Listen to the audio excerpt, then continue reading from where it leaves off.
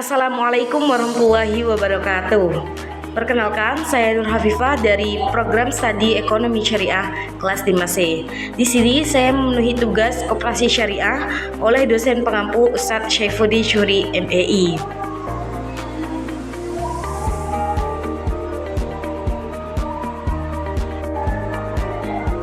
Di sini saya akan menjelaskan tentang koperasi syariah dan koperasi konvensional.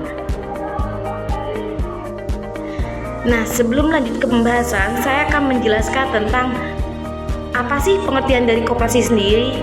Nah, koperasi di sini berasal dari kata cooperation yang berarti adalah kerjasama. Sedangkan menurut istilah, koperasi adalah suatu perkumpulan yang dibentuk oleh para anggota peserta yang berfungsi untuk memenuhi kebutuhan para anggotanya dengan harga yang relatif rendah dan bertujuan memajukan tingkat hidup bersama. Nah, di sini ada beberapa pendapat tentang koperasi. Salah satunya adalah menurut Masfuq Zuhdi. Yang dimaksud dengan koperasi sini menurut Masfuq Zuhdi adalah suatu perkumpulan atau organisasi yang beranggotakan orang-orang atau badan hukum yang bekerja sama dengan penuh kesadaran untuk meningkatkan kesejahteraan anggota atas dasar sukarela secara kekeluargaan. Nah, di sini ada pengertian koperasi secara umum. Secara umum di sini yaitu koperasi adalah suatu jenis organisasi ekonomi atau korporasi yang dijalankan untuk kepentingan ekonomi bersama. Biasanya konsep kekeluargaan menjadi landasan dari organisasi ini.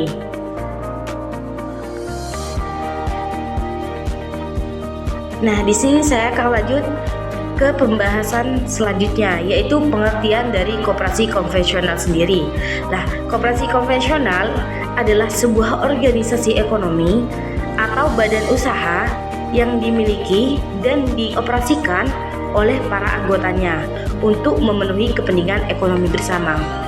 Organisasi ini dibangun atas asas kekeluargaan dan memiliki prinsip dasar berdasarkan Undang-Undang 1945. Nah, koperasi konvensional sendiri yaitu koperasi yang beroperasi berdasarkan prinsip-prinsip koperasi tradisional. Dan selanjutnya di sini ada pengertian dari koperasi syariah. Koperasi syariah sendiri adalah sebuah organisasi ekonomi atau badan usaha yang dimiliki dan dioperasikan oleh para anggotanya untuk memenuhi kepentingan ekonomi bersama. Nah, organisasi ini dibangun atas asas kekeluargaan. Tak hanya memiliki prinsip dasar berdasarkan Undang-Undang 1945, tapi juga harus berdasarkan syariat Islam, yaitu Al-Quran dan As-Sunnah. Dengan saling membantu dan saling menguatkan, itu pengertian dari koperasi syariah. Nah, di sini juga ada beberapa pendapat tentang koperasi syariah. Salah satunya yaitu menurut Soe Mitra tahun 2009, yang artinya koperasi syariah adalah suatu lembaga keuangan mikro yang dioperasikan dengan sistem bagi hasil guna menumbuh kembangkan usaha mikro dan kecil anggotanya sehingga mampu mengangkat derajat dan martabat serta membela kepentingan kaum fakir. Nah, di sini ada tujuan koperasi syariah. Apa sih tujuan dari koperasi syariah? Nah, di sini tujuan dari koperasi syariah yaitu untuk memajukan kesejahteraan para anggotanya dan masyarakat luas, serta membentuk perekonomian Indonesia berdasarkan penerapan dari nilai-nilai yang diajarkan oleh Islam. Nah, di sini ada beberapa perbedaan antara koperasi syariah dan koperasi konvensional. Salah satunya di sini yaitu ada yang pertama ada prinsip. Koperasi konvensional menerapkan prinsip bagi hasil secara merata dengan bunga untuk seluruh anggotanya. Nah, koperasi konvensional juga beroperasi sesuai dengan prinsip-prinsip bisnis pada umumnya. Itu yang konvensional. Nah, untuk yang syariah Di sini perbedaan pertama terlihat pada koperasi syariah yang mengacu pada prinsip Islam yang mengatur aspek ekonomi. Termasuk di sini ada larangan riba, ada spekulasi, dan praktik bisnis yang tidak sesuai dengan hukum-hukum Islam. Prinsip-prinsip syariah juga mengedepankan keadilan, tanggung jawab sosial, serta kerjasama. Itu perbedaan di prinsip. Yang selanjutnya yaitu ada perbedaan di sistem bunga. Untuk yang konvensional yaitu menggunakan sistem bunga dalam memberikan pinjaman dan menghasilkan pendapatan.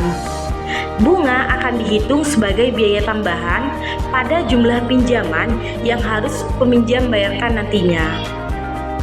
Nah, koperasi konvensional juga akan memberikan bunga untuk para nasabahnya sebagai bentuk keuntungan koperasi. Berbeda dengan syariah. Lah, di syariah terdapat larangan penggunaan sistem bunga atau riba dalam transaksi finansial.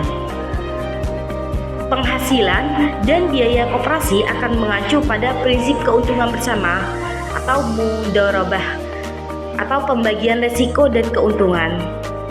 Nah, untuk koperasi syariah itu memberikan keuntungan dengan cara bagi hasil guna melayani nasabah.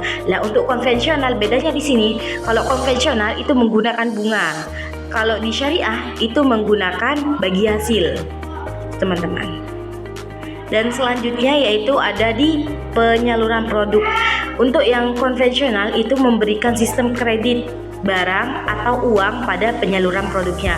Nah, untuk syariah, untuk koperasi syariah itu mengkreditkan barang-barangnya, tidak mengkreditkan barang-barangnya, melainkan menjual secara tunai. Maka transaksi jual beli atau yang dikenal dengan mudharabah terjadi pada koperasi syariah. Dan selanjutnya yaitu ada fungsi sebagai lembaga zakat, perbedaan antara koperasi konvensional dan koperasi syariah. Untuk yang koperasi konvensional menjadikan usahanya sebagai penerima dan penyalur zakat. Koperasi konvensional berfokus pada aspek bisnis dan keuntungan tanpa adanya batasan moral atau agama tertentu dalam mengambil keputusan. Itu untuk yang koperasi konvensional. Nah, untuk yang koperasi syariah yaitu memiliki tanggung jawab sosial dan moral untuk mendorong kesejahteraan sesuai prinsip-prinsip Islam, yang mana zakat dianjurkan bagi para nasabahnya karena koperasi berfungsi sebagai institusi ziswaf. Itu teman-teman. Nah, yang selanjutnya yaitu ada di sini ada dari segi pengawasan. Nah, koperasi konvensional umumnya mendapat pengawasan dari badan pemerintah dan lembaga keuangan yang mengatur koperasi dan perusahaan secara umum. Nah, untuk yang syariah umumnya akan tunduk pada pengawasan Dewan Ulama dan lembaga pengawasan syariah untuk memastikan bahwa operasional koperasi sesuai dengan prinsip-prinsip Islam.